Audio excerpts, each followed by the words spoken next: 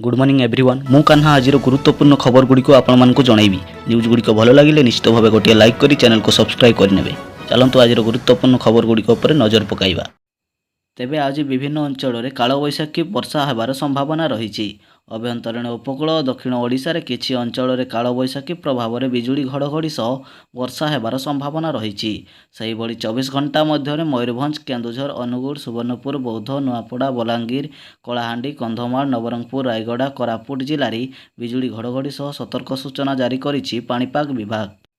परवर्ती अपडेट रही 41 प्रकार मेडिसिन दर सस्ता हेबो। किछि बेमार को उपचार उपरे काम करुवा मेडिसिन दाम को नहीं आश्वस्ति मिलिबो। एने केंद्र सरकार एक बड़ निष्पत्ति नैछंती।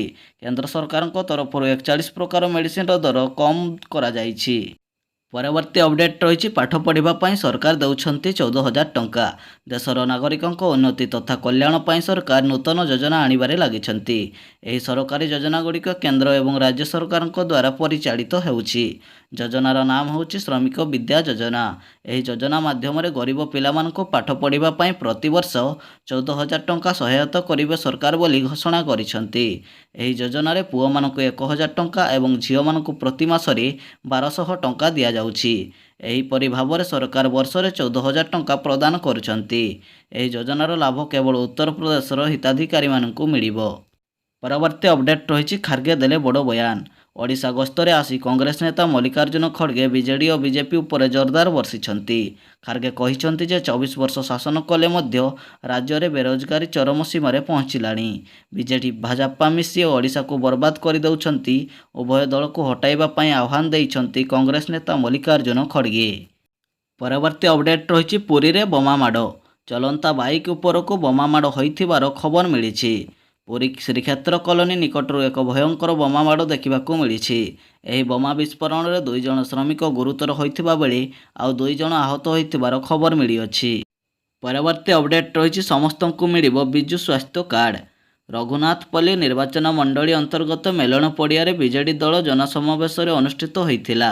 एही समावेश में मुख्यमंत्री नवीन पट्टनायक जोगदेई समस्तंकु बिजु स्वास्थ्य कार्ड मिलिबो बोली कहिसंती। परवर्ती अपडेट रही पुणी थरे ओपीएससी पदवीर आवेदन तारीख बढ़िला। असिस्टांट प्रोफेसर पदर ऑनलाइन अवधि 2 थर वृद्धि पाइबा बेले एबे पुणी थरे वृद्धि करा जाइछि। पूर्वरु एही पदवी पाई मार्च मास 12 तारिख रु एप्रिल मास 16 तारिख मध्यरी आवेदन करने स्थिर थिला। एहा परे ऑनलाइन आवेदन अवधि को एप्रिल मास 30 तारिख पर्यंत वृद्धि करा जाइथिला, किंतु वर्तमान मे मास 30 तारिख पर्यंत वृद्धि करा जाइछि।